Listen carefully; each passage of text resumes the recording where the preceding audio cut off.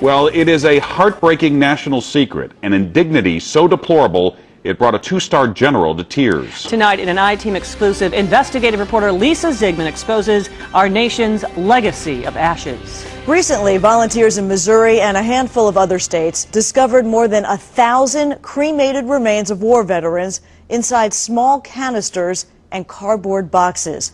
Instead of receiving their promised military burial, these war heroes have been forgotten and left on mortuary and hospital shelves for decades.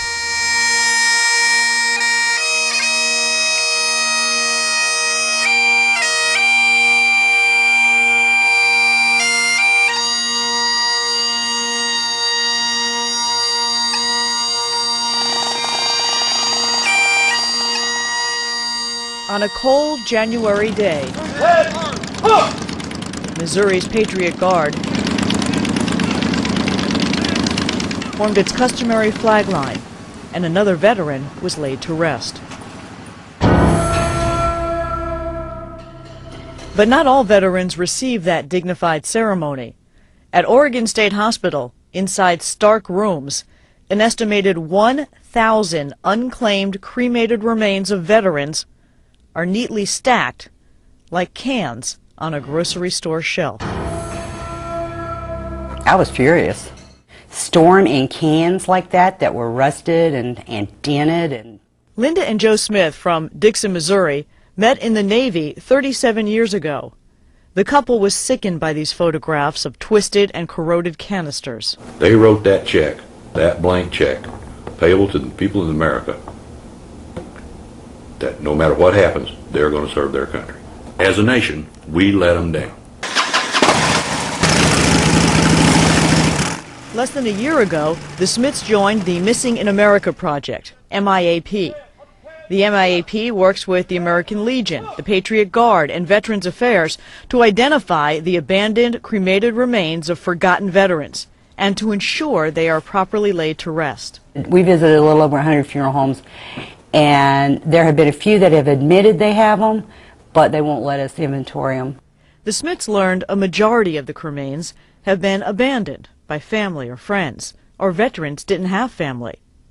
The funeral homes can't simply discard the ashes. While Oregon represents the most glaring case, the Smiths believe the cremains of thousands of veterans are warehoused in dirty basements and back rooms and closets, waiting for a proper burial. Of the 100 Missouri funeral homes visited, only Gerber Chapel in Webster Groves agreed to go through the legal process and release the first unclaimed veterans' remains to MIAP.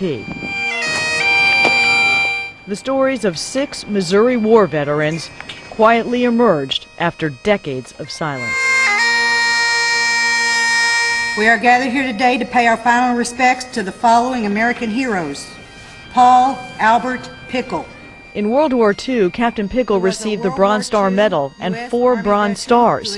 His cremains sat on a shelf for 33 years. Richard Franklin Beardsley, The World War II combat veteran waited 28 years. who achieved the rank of second lieutenant.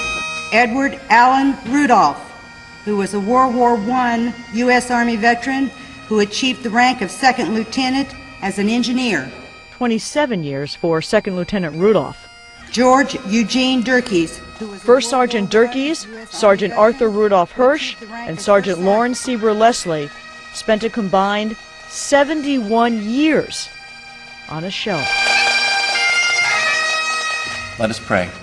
These veterans lay forgotten for so long, and now we have the chance to rectify this mistake. Our souls cry out when they say, "Gone, but not forgotten." We have an opportunity today to honor 6 souls who cried out. And I want to express my personal gratitude. On a cold January day, 6 Missouri war heroes arrived at hallowed ground. Their long journey home was finally complete.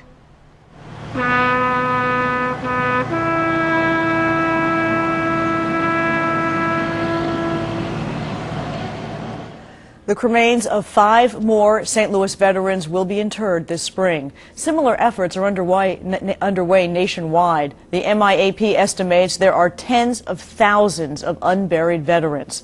Now, a bill will be proposed in Jefferson City this session to make it easier for funeral homes to release the cremains to veteran service organizations. Volunteers with the Missing in America Project hope that this effort allows funeral homes to open their doors and their records so that these veterans, these war heroes, can get the proper burial that they deserve and that they were promised. Well, let's hope so. Yeah.